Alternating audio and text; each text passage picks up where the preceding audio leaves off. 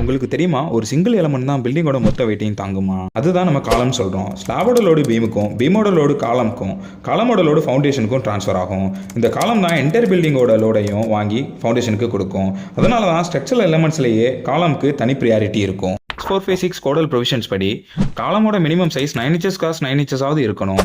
அதே மாதிரி clear cover 40 mm ஆவது இருந்தால் தான் காலத்தில் கொடுக்கக்கூடிய ஸ்டீலை கரோஷன்லேருந்து தடுக்க முடியும்.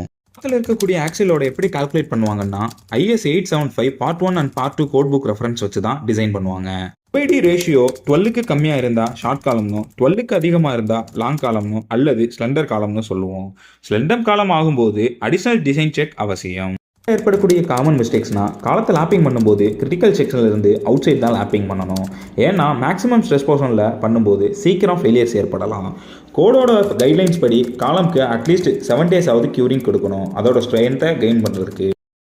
பொறுத்தவரை மினிமம் பர்சன்டேஜ் ஆஃப் ஸ்டீல் 0.8%ம் மேக்ஸிமம் 6% ஸ்டீலும் காலத்துக்கு உள்ளதான் இருக்கும். மினிமமாக M20 கிரேட் காங்கிரீட் தான் யூஸ் பண்ணணும்.